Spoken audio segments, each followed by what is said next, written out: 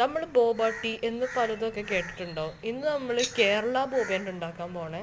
അപ്പോൾ ഇത് ഉണ്ടാക്കാൻ വേണ്ടി ഭയങ്കര സിമ്പിളാണ്. ആദ്യം തന്നെ ഒരു നാരങ്ങ വെള്ളത്തിലേക്ക് ഇങ്ങനെ പിഴിഞ്ഞിട്ട് കൊടുക്കുക.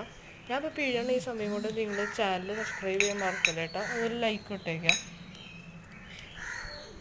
ഈ നാരങ്ങ ഇട്ടതിന് ശേഷം നമ്മൾ ജസ്റ്റ് സ്പൂൺ വെച്ച് ഒന്ന് ഇളക്കി കൊടുക്കണം. ഇപ്പം ഞാൻ ഇളക്കണ പോലെ കുറച്ച് നേരം ഇളക്കിയാൽ മതി, അപ്പോൾ തന്നെ ആയി വന്നോളും.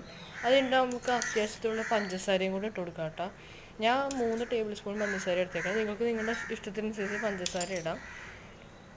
അപ്പോൾ ഞാൻ പഞ്ചസാര ഇട്ടിട്ടുണ്ട്. ഇനി ഞാൻ അത് ഇളക്കാൻ പോവാണ്. അപ്പോൾ ഇത് ഒരു 2-3 മിനിറ്റത്തേക്ക് നല്ലപോലെ ഇളക്കി കൊടുക്കുക. ഫുള്ളും ഡിസോൾവ് ആയി വരണം. അപ്പോൾ നമ്മുടെ നാരങ്ങകളിൽ ഇവിടെ വെച്ച് റെഡിയാവും. ഇനി നമ്മുടെ ബോബാട്ടീൻ്റെ ബോൾസിന് വേണ്ടിയിട്ട് നമ്മുടെ കസ്കസ് കണ്ടിട്ട് കൊടുക്കണേ. അപ്പോൾ നിങ്ങൾക്ക് കാണാം നമ്മളിങ്ങനെ ഒഴിച്ചു കൊടുക്കുക കസ്കസ്. ഇതിന് ടോട്ടൽ ലുക്ക് കാണാം. അപ്പോൾ ഇഷ്ടപ്പെട്ട് ലൈക്ക്, ഷെയർ, സബ്സ്ക്രൈബ്.